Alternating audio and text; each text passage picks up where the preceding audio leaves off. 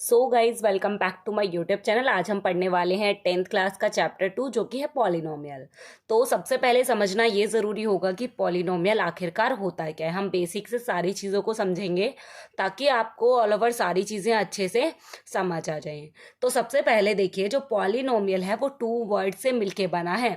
First is a poly, second is a nomial. तो what is the meaning of this word?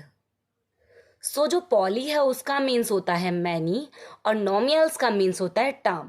अब what is the meaning of term? Term actually होता क्या है? तो term basically क्या होता है? ये कॉम्बिनेशन होता है कोफिशिएंट और वेरिएबल्स का।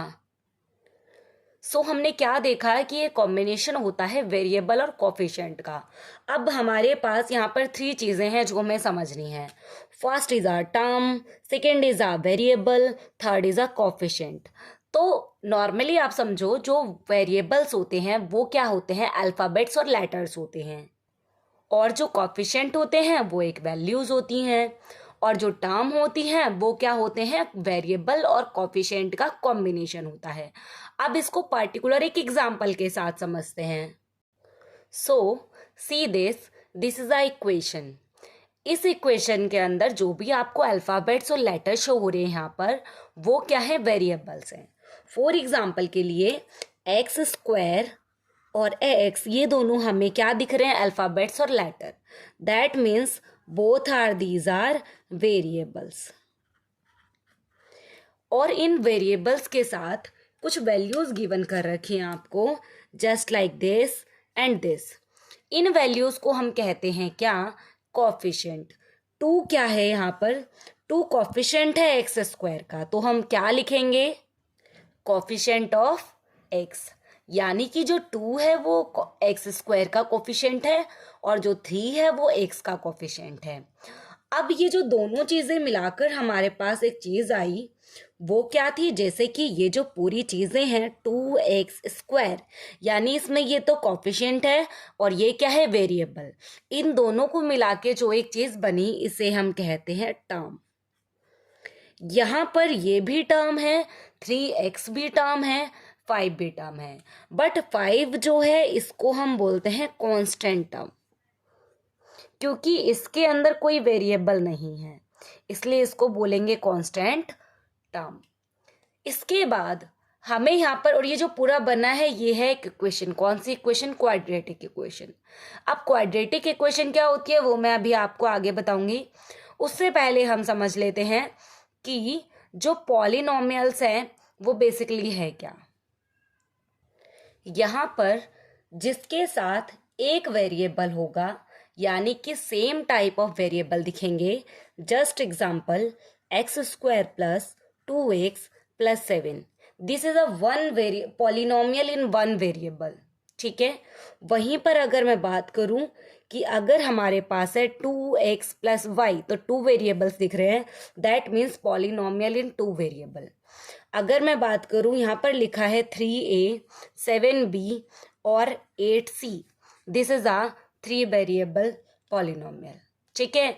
अगर मैं बात करूं टर्म्स की, टर्म्स में एक चीज़ और ध्यान रखो। क्या ध्यान रखना है आपको? कि अगर किसी में सिर्फ 1 टर्म है, कितने टर्म है? 1 टर्म है। अगर 1 टर्म होती है, फॉर एग्जाम्पल 5x, तो उसको हम बोलते हैं मोनोमियल। क्या बोलते हैं? मोनोमियल्स उसको कहते हैं।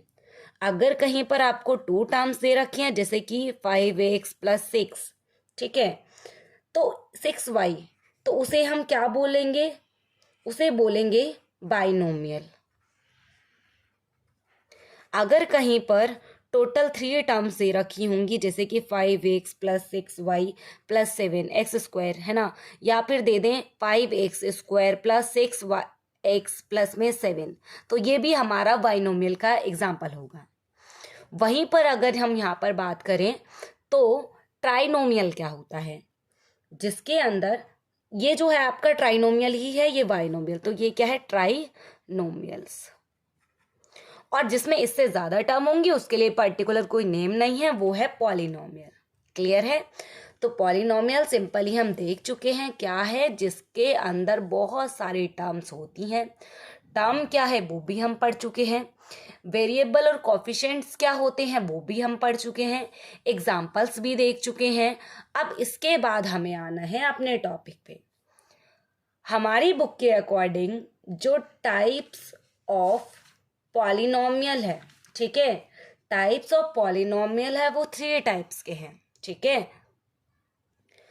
सो यहाँ पर हमें देखना है टाइप ऑफ पॉलिनोमियल, कितने टाइप के पॉलिनोमियल एक्चुअली होते हैं। तो यहाँ पर बेसिकली 3 टाइप्स ऑफ पॉलिनोमियल हैं। First is a linear polynomial, second is a quadratic polynomial और third is a cubic polynomial, ठीक है। अब क्या होता है, इससे पहले एक और चीज को समझो, देन हम यहां आते हैं, ठीक है। क्या होता है डिग्री? डिग्री एक्चुअली क्या होता है? डिग्री होता है हाईएस्ट पावर किसी भी टर्म की या किसी भी वेरिएबल की जो हाईएस्ट पावर होती है ना एक इक्वेशन के अंदर, उसी को ही हम बोलते हैं डिग्री। फॉर एग्जाम्पल अगर मैं आपको एक क्वेश्चन पुटअप करूं, यहाँ लिखा है x की पावर 10 प्लस 5x4 प्लस 3, तो इसकी जो डिग्री है वो कितनी होगी? आप बोलोगे मैम जो सबसे ज़्यादा हाईएस्ट पावर है वो 10 है, इसका मतलब जो हमारा आंसर होगा वो क्या रहेगा? यहाँ पर 10 हो जाएगा, ठीक है। वहीं अगर मैं आपसे एक एग्जांपल बोलूँ, x की power 4 3x² plus 4x plus 2, तो यहाँ पर डिग्री कितनी हो जाएगी? 4 हो जाएगी। सो वैसे ही अगर किसी इक्वेशन की, अगर किसी पॉलिनोमियल में डिग्री 1 हो, क्या हो? डिग्री अगर 1 हो तो उस केस में हम उसको बोलते हैं लीनियर पॉलिनोमियल। क्लियर है? अगर किसी इक्वेशन की डिग्री, पॉलिनोमियल की डिग्री कितनी हो? 2 हो, तो उस केस में हम इसको बोलते हैं क्वाड्रेटिक इक्वेशन। अगर किसी में जो डिग्री है यानी पावर है वो कितनी हो? 3 हो, तो उस केस में हम उसको बोलते हैं क्यूबिक पॉलिनोमियल। सभी का एक एक एग्जाम्पल देख लेते हैं, जैसे कि 3x plus 4, this is linear equation. 2x² plus 3x plus 2, ये वैसे मैं रैंडमली लिख रही हूँ, पर्टिकुलर नहीं है वैल्यूज, तो ये क्या हो जाएगा? क्वाड्रेटिक। वैसे ही अगर यहाँ पे लिख दूँ x³ plus 2x² plus 3x plus 2, तो this is the example of cubic equation, ठीक है। आफ्टर दैट हमें यहाँ पर जीरोस के बारे में समझना है कि जीरोस क्या होते हैं, और इससे पहले एक टर्म देखो, जीरोस बेसिकली क्या होते हैं? जीरोस वो ऐसी वैल्यूज, कांस्टेंट वैल्यूज होती हैं जिनके पुट करने से आपका रिजल्ट 0 आ जाए। For example P is a polynomial, x is a variable. यहाँ पर लिखा है मैंने 10x माइनस 10। अब आप बताइए हम x की वैल्यू ऐसी क्या पुट करें कि आपका आंसर जो है 0 आ जाए? तो आप बोलोगे कि मैम अगर हम यहाँ पर x is equal to 1 put कर दे तो उस टाइम पे हमारा आंसर 0 आ जाएगा। तो चलिए पुट करते हैं। सो हमारा आंसर आ जाएगा 0।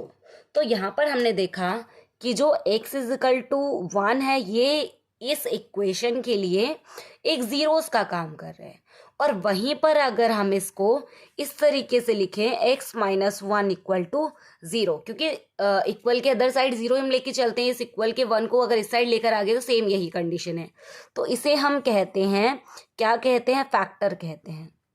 ये है फैक्टर और ये है जीरोस।